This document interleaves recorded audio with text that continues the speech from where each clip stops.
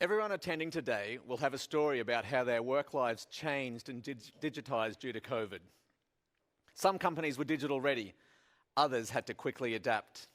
The same is true for digital marketing. Almost overnight, there was a massive emphasis on digital communication and a rapidly growing awareness for the need to be present in digital channels. Now what? Representing TourRadar as moderator of our next session is Kimberly Sturtevant-Wasson. She's a director of partnerships where she helps connect DMOs and B2B partners, not just to TourRadar's technology solutions, but also leads the team in conceptualizing and delivering high-impact digital marketing campaigns. Let's join her now in the discussion with her esteemed panelists, the importance of digital marketing channels and how they have evolved.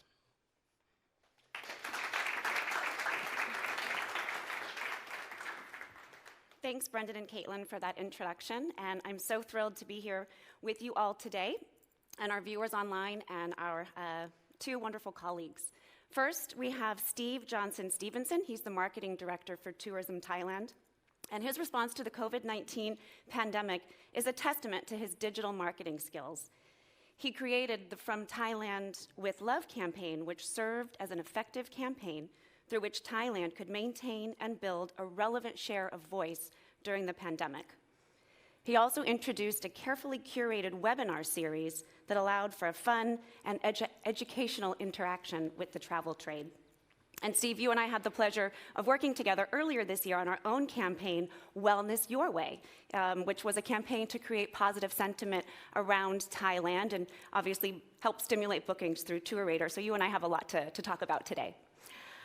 Dan Christian is also joining us today. He's the Chief Marketing Officer and co-founder of Dharma, which is revolutionizing the way travel experiences are built, promoted, and delivered. He creates original travel brands and talent experiences and is responsible for launching new brands like Looking FC with Eric Cantona, and most recently Spirited Stories with Pernod Ricard, which brings together lovers of food, wine, and spirits on a traveling celebration of the world's most delicious destinations. And I'm really excited to hear what Dan has to say about influencers and the role that they play in the digital marketing space. So, with that being said, who's ready to get digital?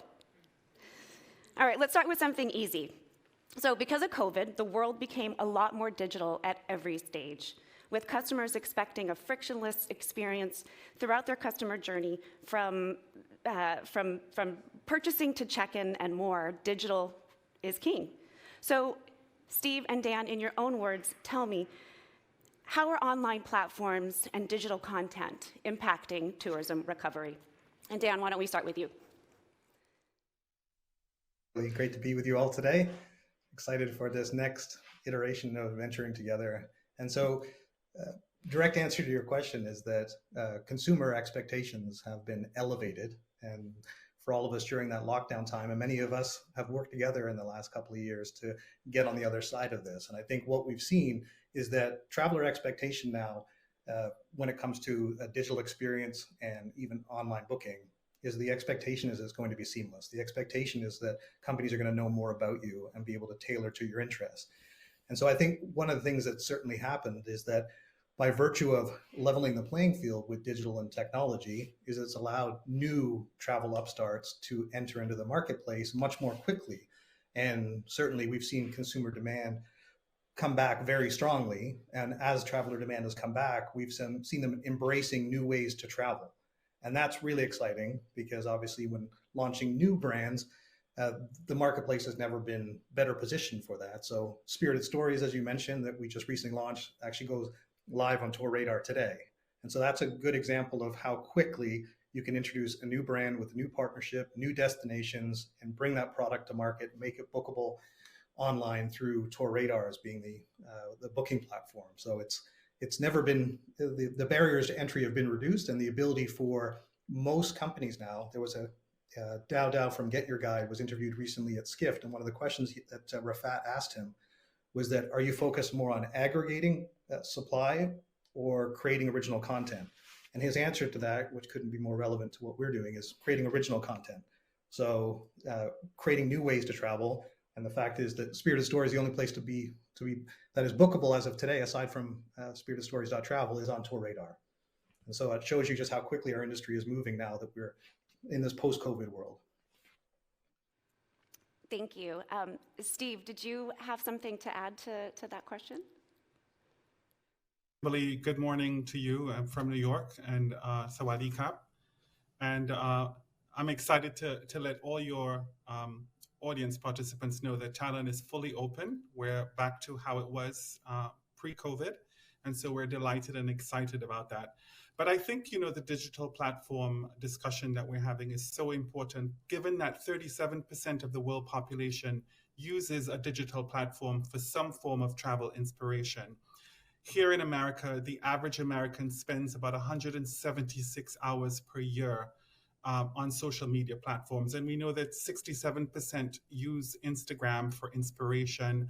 TikTokers are spending almost 61 minutes a day on the platform. So clearly we see that, digital platforms are here and they're being used. Today's customer, of course, wants and expects a frictionless process. And I think digital offers that to them. And I think that it's an excellent medium and it is used across the board. For us as a National Tourist Office, our mandate from our government is to make sure that we are providing calming and evidence-based messaging to our audience through those digital platforms. I heard you both say in your response to the first question, influencers, social media. So I'd love to have my second question, have you both tell me a little bit more about what role is social media playing, and specifically things like TikTok or Spotify or influencers. How are they impacting the tourism recovery? So Kimberly, on that topic. Go ahead, Steve. No, it's okay. You go ahead. Great, thanks. I'll be very quick and I'll pass it back. Is that we've seen the difference from pre-COVID, where you would start to incorporate influencers on a trip to help sell a trip, to actually building trips around influencers and actually having them lead the product experience. So you mentioned Eric Cantona. The whole premise of a Looking FC is taking someone who is a real influencer in the football space and building trips that have been vetted by the king and that are brought to market with his incorporated content, videos, and social media support. The same now for Spirited Stories, but we typically refer to influencers as talent. And so we have 120 talent that are focused, we're creating trips around, which have an audience of about 10 million people, we've estimated, based on their following. And I think that's where the significant shift has been, is that people want to travel with talent because there's specific interests they have, whether it be wellness or meditation, yoga retreats. That this is opening up new opportunities where these influencers or talent can actually offer travel experiences to their followers, to their audience, and to get them to travel, to meet them in person. And that whole kind of new world that we're in now, where it actually feels, I just got back, I wish I was with you in person. I just got back from Vegas and LA, and I can tell you that, travel everywhere, obviously we're all seeing it. It just feels great to be back. It feels great to be connected. It feels wonderful to be in person. And I think that's what we're seeing in the trends with influencers and talent, is that people do want to travel with them. Points, and I know, Steve, you wanted to add something to that too. I definitely agree with everything Dan has said. Through the pandemic, we used influencers in such an important way, because we felt that they had a story to tell. And, of course, we guided that storytelling by showing and exposing them to what we wanted and what we felt was important. But Instagram is something that we use quite extensively and very aggressively. On our monthly social activations, for example, we utilize, trending topics, etc., that we feel would resonate well with our audience, and it has worked very well for us. You both talked about Instagram, which, as we all know, is photos and video. So what is the importance of video in today's digital space? And we'll start with Steve. Well, I think it's important given the fact that 63% of leisure and business travelers use video of all forms when looking for activities within a destination. So we know that they're important. YouTube, of course, is the world's second largest search engine after Google, and they have over 122 million active users. So video is key, is king. Short videos, of course, are very relevant when we look at things like Instagram, etc., TikTok, etc. So video is king, and I think it will continue to be. You know, Kimberly, we launched a program together, TourRadar and the Tourism Authority of Thailand, and we worked on a very, I think, unique campaign, and we launched the video Wellness Your Way, which I think spoke to what the consumer was looking for at the time and still looking for. And it presented a very strong product in Thailand to our audience in a very effective way.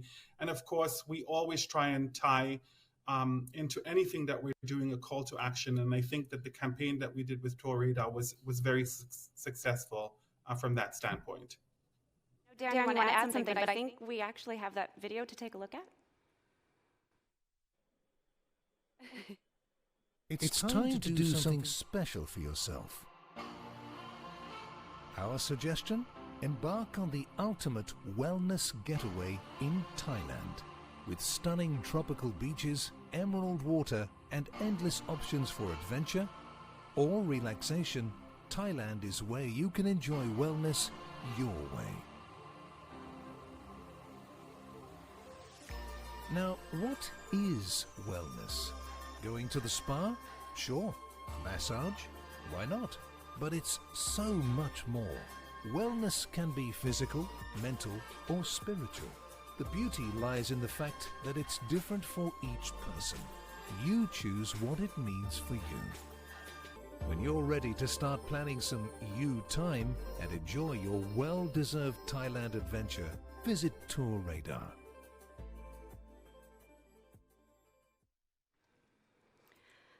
I know we did many takes of, or many versions of that, different lengths, as you mentioned, that short tidbits of that would play well on Instagram, and I know we did that too. But Dan, I know you had something to add, so I want to let you add that. Steve, and I think that video, just to highlight the point, obviously you're sharing with the audience here, is that the importance of video. So we actually intentionally held off on launching Looking FC Season 2 until we had all the videos shot, edited, and ready to launch on the new website with Eric. And so even though we spent months developing the new programs, the new itineraries, additional clubs and cities, and the whole strategy around Season 2, so we had everything live 2 weeks before we had the video. We waited until we had the video to go out with the message, because that 45-second from Eric talking about Season 2 encapsulates the strategy and the consumer messaging, and there's no better way to get it across than in a video form. So just as you're describing, we obviously then took versions of that and have cut them down and made social our primary focus, which not only includes Instagram, but also TikTok, because travelers today are discovering destinations. That was the big shift that we saw during COVID. And it was already happening before, but it certainly became more pronounced, is that people are spending more time on those channels and they're being more heavily influenced than ever before. And it's actually not only the source of discovery, but it's actually the source of the conviction that that's a destination you want to travel to. So it's less impactful today to be focused on paid search than it is about trying to be discoverable with video content. So definitely important for all of us to be focusing on video content. Yeah, and you know, obviously we've done the data, so we know that video works, which is why we're all doing it. But what else? What other data? How does data help you determine how you're going to market? So one of the things that we're all trying to make sure that we do is have product market fit, and making sure that any of these new experiences or destinations that we're promoting, that we're finding the right audience and we're getting the right message in front of them.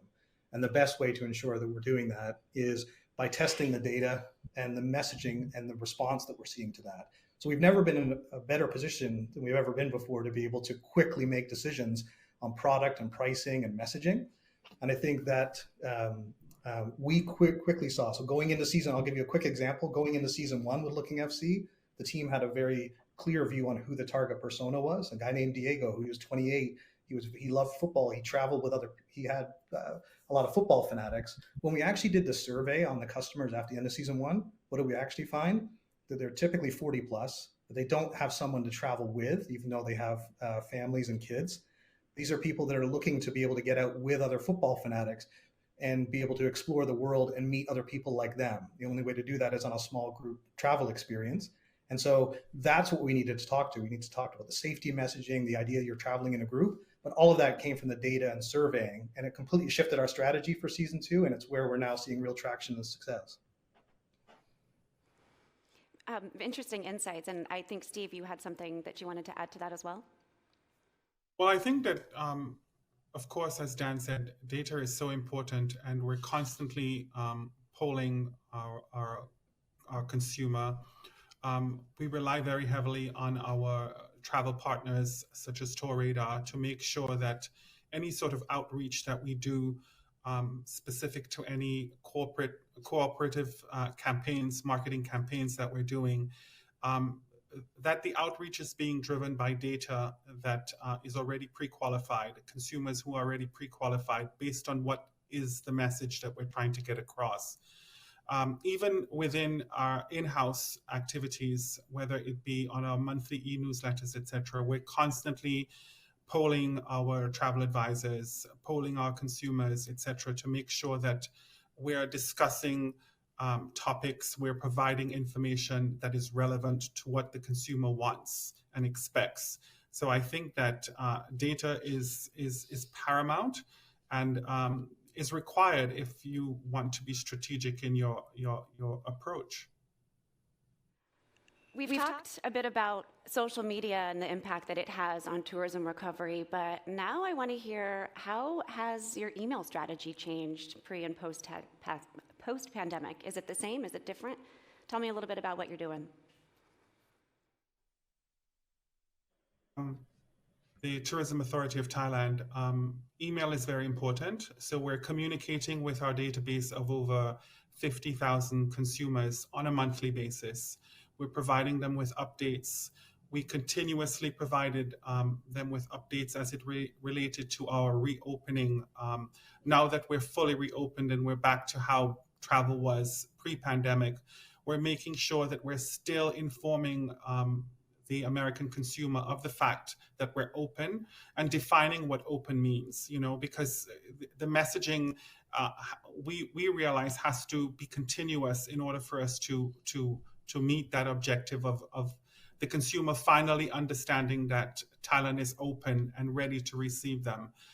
We also do the same thing with the trade. We have over 10,000 in our database, and we're constantly communicating with them through email, making sure that we're giving them updates on the destination, on our hotel plant, new attractions, new hotel openings, etc. So email is very important to us.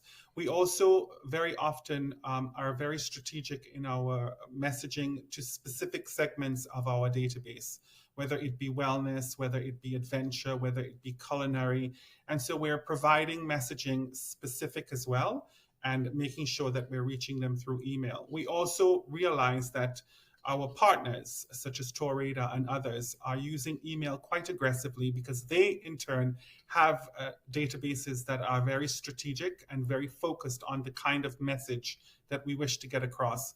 So it continues to be very important for us in our outreach efforts. Great, thank you. And Dan, for you, how has it changed?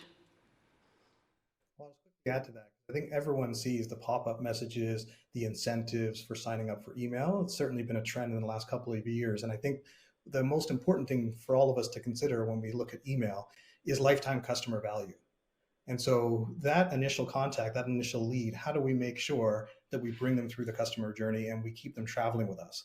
And I guess that's where you can look back and determine the value of each of those email signups, which is, again, why you see some of those incentives and encouraging people to start the journey.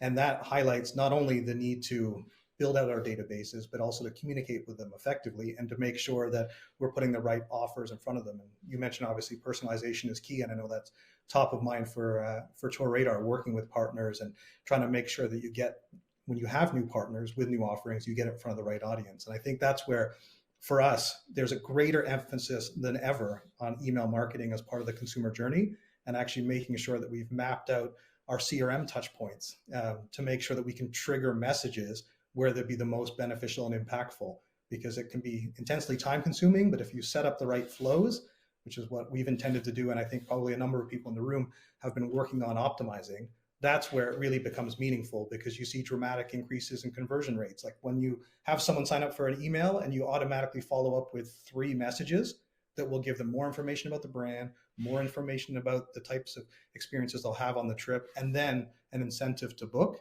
Like having those kind of 3 opportunities is key to try and convert a prospective traveler. And I think that's where we can all learn and continue to improve.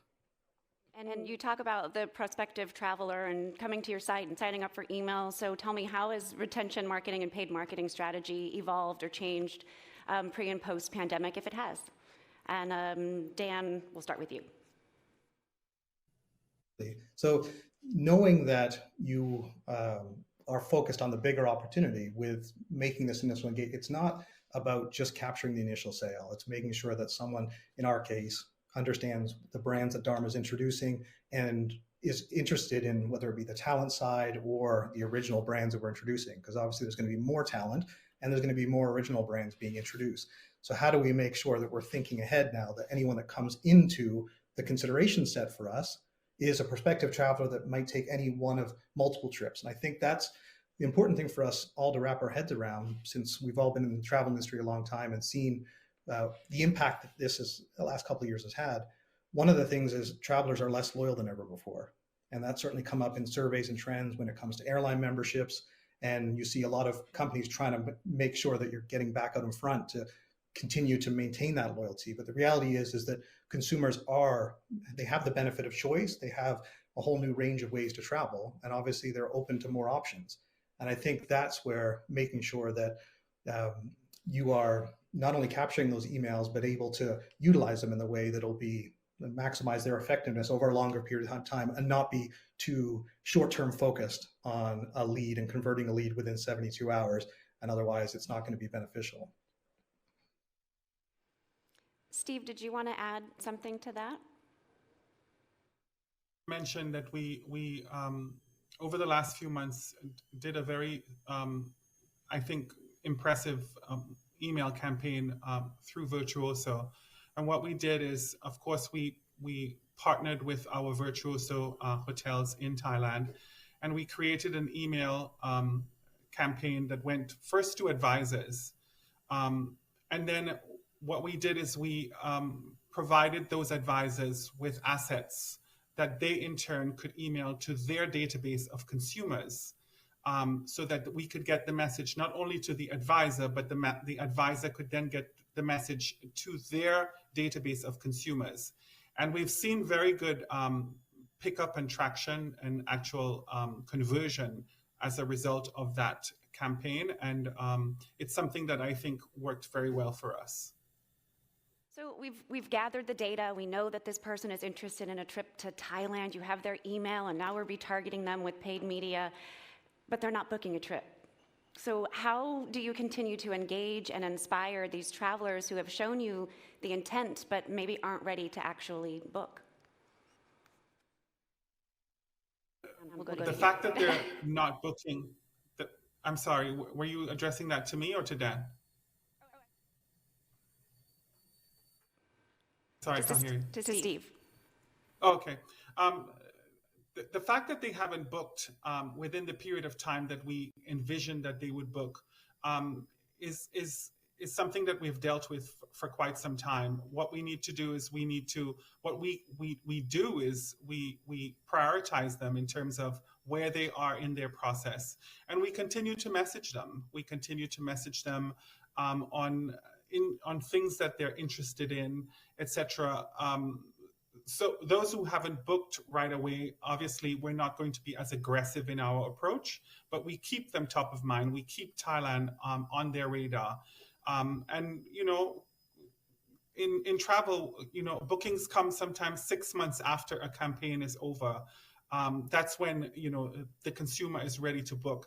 The idea is making sure that you remain top of mind with them through that process, so that when they are ready to make that leap of faith, that you're there to accept them. Excellent. And Dan, did you want to add to that?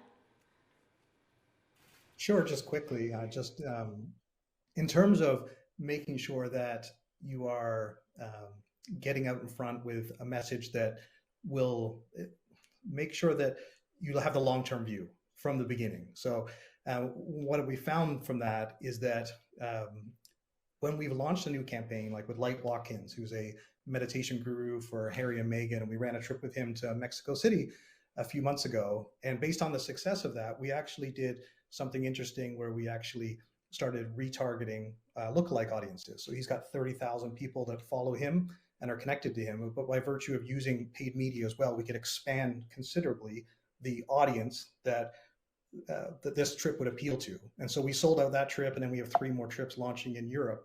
And I think that's where, responding and reacting to, the other thing is expanding destinations. So making sure that with Spirited Stories, we launched with 6, we'll have 10 by the beginning of November, and then we're going to continue to roll out new destinations based on traveler interest. So we're serving exactly what wine and spirits destinations are of the greatest interest, and then building out the products in accordance to that. So I think that's where that longer term view of knowing that if a lead is not converting immediately, is that it's up to us to make sure that we're expanding the product portfolio, addressing pricing options, and making sure we're adjusting messaging. And the user-generated content aspect of this is actually getting travelers on trips and showcasing that they're having an amazing experience is ultimately what's going to make a difference. So waiting to be able to share that experience we just had in Boca and Buenos Aires, where when the goal was scored, they managed to capture it. And you could just see the reaction of the 12 people who were on the trip. It was just like, it was the best moment of their whole trip. And that is obviously what we went out to market and highlight, because they wouldn't have necessarily had that experience if there hadn't been a Looking FC and they hadn't been on that trip. And so that's where we think the real gold is, to try and convince more people that this is the type of travel experience that they'll want. Yeah, you mentioned user-generated content, which we didn't really get a chance to talk about because we're running out of time. But with all this talk of digital, I want to know, is traditional media still relevant? Should travel marketers put all of their digital eggs in the basket, so to speak? Well, I think that it's wise to make sure that your basket is full of a number of components. Digital, of course, is an important component of that, but traditional media is also very important. We've seen costs come down. A lot of these outlets were probably unaffordable before. We've seen costs come down, and it makes it easier to utilize some of these platforms. And we also know that traditional media translates messages, some say, better than digital does. TV, for example, is an excellent medium through which emotional storytelling ads are very effective. Very often, sometimes the consumer will think that the influencer review is untrustworthy, etc. I think it's important to have a well-rounded approach. Some of the things that consumers kind of shy away from digital or are becoming annoyed with digital for are the constant pop-up videos that are deemed as annoying, the cookie tracking, etc. That increases doubt in terms of authenticity of messaging. So I think that traditional media definitely has to continue to play a part in the overall marketing mix. And I think it'll benefit any national tourist office or any business positively. Dan, we have about 30 seconds. Media still plays an important role for establishing credibility and trust. And so those are the 2 key elements, and awards, of course, but there's a number of things that would be beneficial to make sure that we do get traditional media exposure in addition to great user-generated content. So it's a combination of both, for sure. Thank you both for joining me today.